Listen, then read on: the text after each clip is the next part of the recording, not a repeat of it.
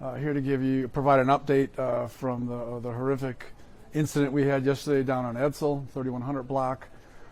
We have now positively identified all 3 of our victims that were inside the home. It was a brutal scene inside, just awful. I'm not going to go into too much detail on it, but we believe at this point they were all met the fate of blunt force trauma. There were some stab wounds on a couple of them. They were left in a basement area covered in old dirty clothing, and one person was covered in a carpet. We have a person of interest. We've got someone we're kind of narrowing down on. What I'll do is I'll give you his description. And I guess I could recap. Yesterday afternoon, we got a call for a missing person. It was right around 12:45 yesterday afternoon. When units arrived, they encountered a gentleman that said that he was assaulted at that location.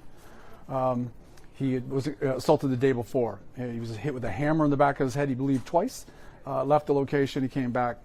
When units finally got inside, the minute you open the door, you can see blood. You can see just a horrific scene. Again, the 3 gentlemen. I'm not going to name them. I'll give you some ages, just out of respect for their families. The oldest was 72, one was 66, and the one was 65 years of age. Again, we don't have much of a motive at this point in time. It's still kind of wide open, but we are looking for a lighter skinned black male, about 31 to 32 years old, 5'5" to 5'7", with dreadlocks. It's about all we have right now. We are combing that entire area, as I'm sure you saw, because a lot of your crews are out there. We were out there all night looking for any kind of evidence we can find, video assets, any kind of technology we can discover to help move this case along. We're asking if you know anything at all, please call obviously 1-800-SPEAK UP at Crime Stoppers or Wards TV. I'd be happy to answer any questions you have. Do you know a motive? We don't at this point. All we do know is that the gentleman that lived at that location was free to open his house to a lot of folks.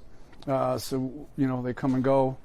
Unfortunately, there has been some speculation, which I don't like to get into too much, that possibly some drugs were being used in the location, but we can't confirm at this point. So there's no evidence of drug, at least not from what you guys first saw? Not from what we first saw. Can you confirm the identities of 2 victims that we've worked to speak with family members about today? If we were to ask you about them? I will confirm them off camera, Okay. but yep, absolutely.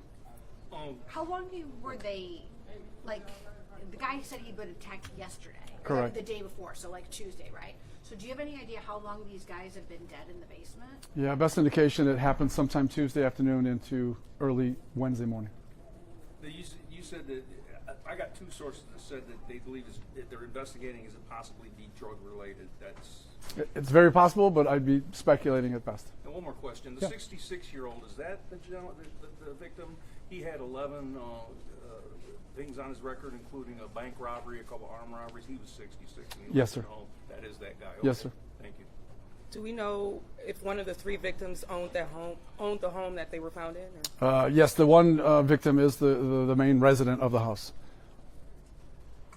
What, just a little confusion, when the police were on the scene and they were responding to a missing person, and then the guy who'd been assaulted the day before came and told them, was this missing person they were looking for responding to that case, was that related to this one? It is related to this one.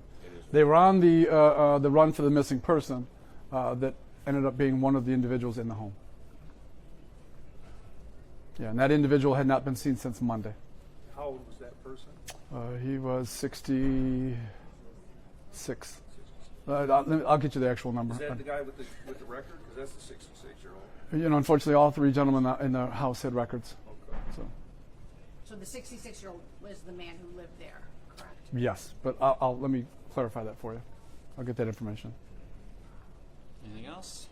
You said it was just blunt force trauma, but there were stab wounds on them. Yeah, there's definitely some cuts along some of the bodies that were inside. So once we get the full autopsy from the ME, we'll release a little bit more. But again, the big thing is we're looking for an individual, 5'5" to 5'7", dreadlocks, light complected, probably early 30s.